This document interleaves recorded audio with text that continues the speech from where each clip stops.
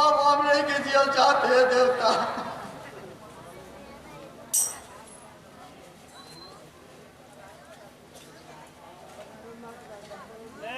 आँखी में सूरतिया बाबूजी, माथे पे टिकोटिया, ये कहाँ जाई सदरो अंबरिया हो रहा।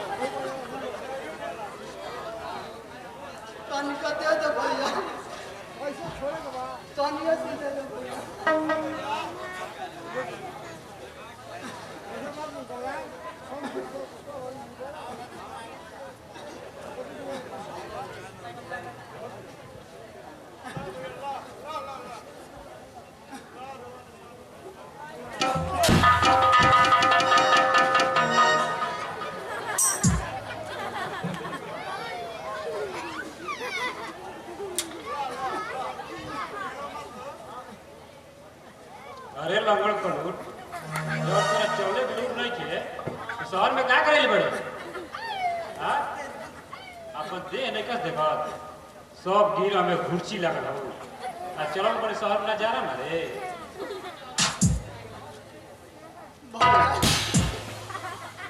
हमें शहर में नजारा मारे खातिर नहीं किया भैया हम अपने पेट के आग बुझावे खातिर शहर में आए बने भैया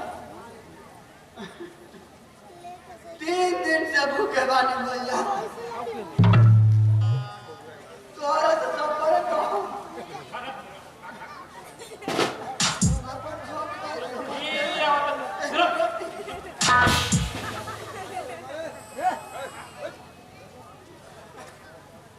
चुप भर तू हमारे छोट भाई भर चाहता रे तोरा ऐसे नौकरी भी 10 किलो कर दिना सेवा कर में दिलागा रहलो सब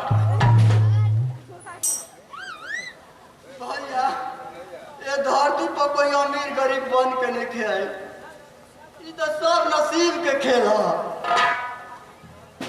तनिको दे दे ना भैया बहुत एक गिर मत है ये चाहिए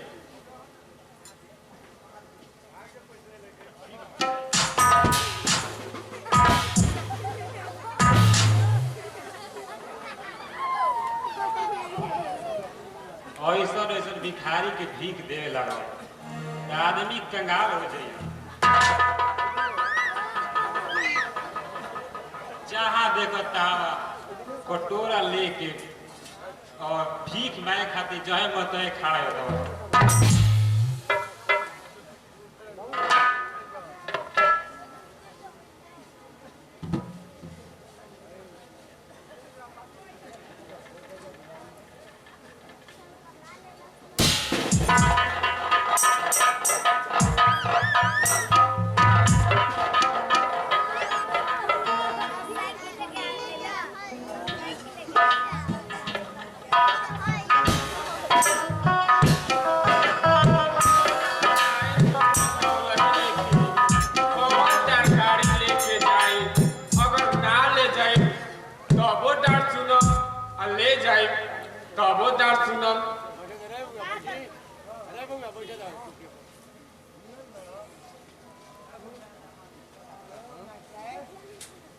अरे इसार आदमी से भरल बा और एगो लाश पड़ल बा एकर कोई वारिस नहीं खे ठीक बा ए पापी शहर में एकर कोई वारिस नहीं खे तो हम एकर दाह संस्कार करब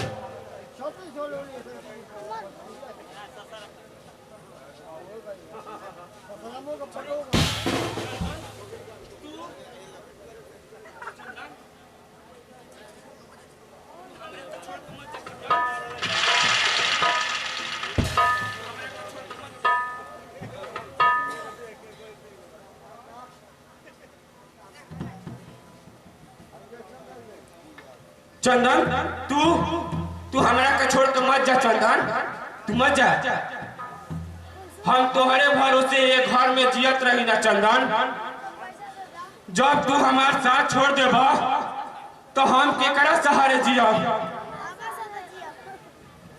चंदन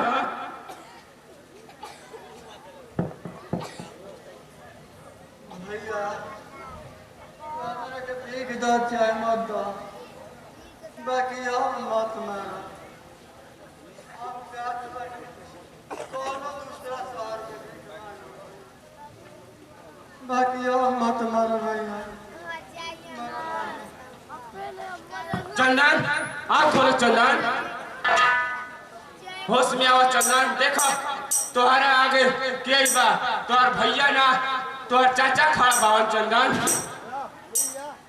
तू आँख खोलो चंदन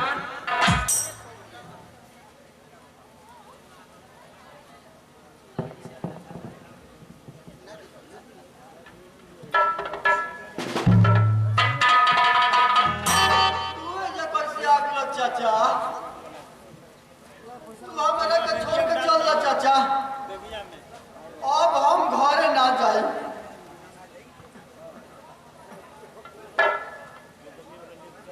हम अपना भाग को छोड़ दो चाचा।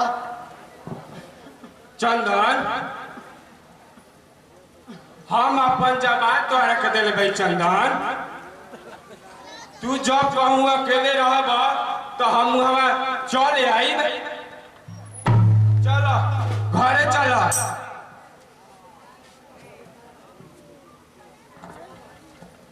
चाचा भौजी के लुगा नहीं खींचले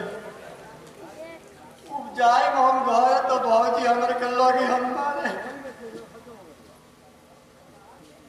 तू जा घरे हम लुगा खींच लम तबे घरे आए।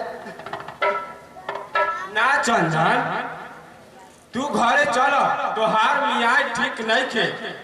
हम तोहार लुगरी खींच दे। भागा के जीवन में आराम आराम बा चाचा। तू हमारे के छोड़ के घरे जा। हम बिना तोहरा के ले ना जाए चंदन बबुआ।